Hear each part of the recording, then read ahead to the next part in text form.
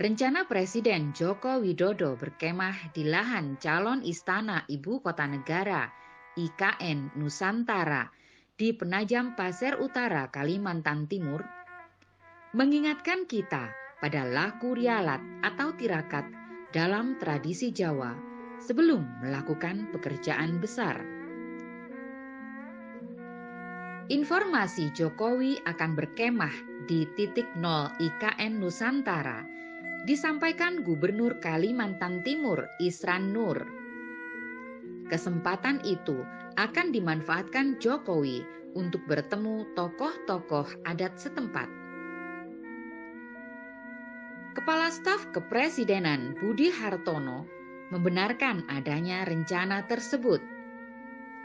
Namun belum diketahui kapan Jokowi akan menggelar kemah. Menurut Budi Hartono, saat ini masih dibahas teknisnya sehingga belum diketahui detailnya. Rencana Jokowi membawa ingatan pada upaya Semar membangun kayangan. Dalam lakon wayang kulit berjudul Semar Membangun Kayangan, kita disuguhi kegigihan Semar melawan siapa saja yang menentang keinginannya, termasuk Batara Guru yang merupakan dewa tertinggi. Semar juga tidak peduli rencananya membuat keluarga Pandawa terlibat perang saudara. Sebagai pengayom dan pelindung kaum Pandawa, Semar merasa perlu membangun istana megah di bumi karena meyakini masyarakat kecil juga harus hidup makmur seperti para dewa di kayangan. Mari kita sarikan ceritanya. Suatu hari, Semar tampak termenung di desa Karangkabuyutan. Ia berjalan hilir mudik tanpa tujuan, layaknya orang yang sedang gelisah dan banyak pikiran.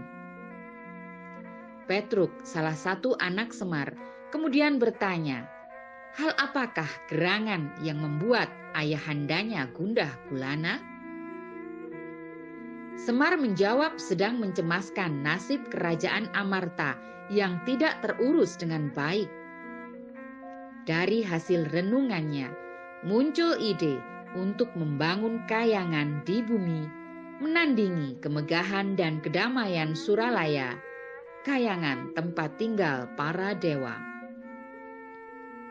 Semar kemudian menyuruh Petruk pergi ke Amarta untuk meminjam 3 pusaka keraton Amarta, yaitu Jamus Kalimasada, Payung Kencana, dan Tombak. Semar juga mengundang para Pandawa agar segera datang ke Karangkabuyutan. Singkat cerita, ulah Semar menimbulkan pertentangan dari Kresna, tokoh panutan para Pandawa. Bahkan Kresna sampai memaki-maki Petruk yang menjadi utusan. Sementara keluarga Pandawa, gambaran tokoh baik dalam kisah Mahabharata, juga terjadi pertentangan. Arjuna membela Kresna, sedang Prabu Yudhistira, Bima, Nakula, dan Sadewa berada di pihak Semar setelah pusaka kerajaan menghilang ke Karangkabuyutan. Kresna kemudian melaporkan rencana Semar membangun kayangan di bumi kepada para dewa di Suralaya. Dewa pun murka. Batara Guru kemudian menyuruh Kresna menghalangi rencana Semar dengan cara apapun. Kresna lantas berubah wujud menjadi raksasa sebesar gunung untuk menghalangi pembangunan kayangan di Karangkabuyutan.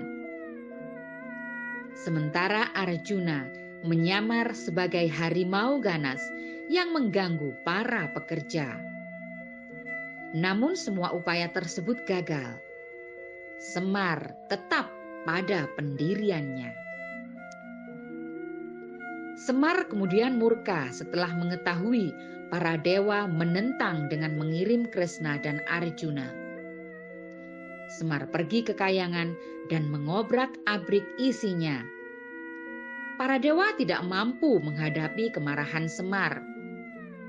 Bahkan Batara Guru, simbol penguasa alam tertinggi, lari terbirit-birit turun ke bumi untuk mencari tempat berlindung. Lakon Semar membangun kayangan, memberikan pelajaran moral agar rakyat kecil berani bermimpi besar dan siap melawan siapapun demi mewujudkannya.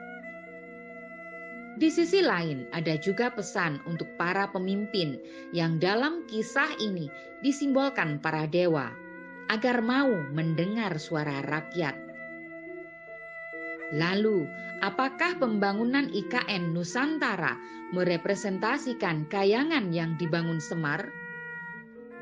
Nilai apa yang dapat kita petik dari kegigihan Presiden Joko Widodo memindahkan ibu kota dari Jakarta? Apakah pembangunan IKN Nusantara benar-benar sudah berdasar suara rakyat kecil? Kita berharap Presiden Jokowi memiliki kesaktian sekelas Semar sehingga mampu melawan kehendak siapapun yang merintangi, bahkan kehendak alam. Namun, kita juga berharap pertentangan yang terjadi antara yang pro dan kontra tidak dihadapi dengan amarahnya Semar. Kita tidak ingin tatanan yang sudah ada tercerai-berai demi mewujudkan impian besar Presiden Jokowi membangun ibu kota Nusantara.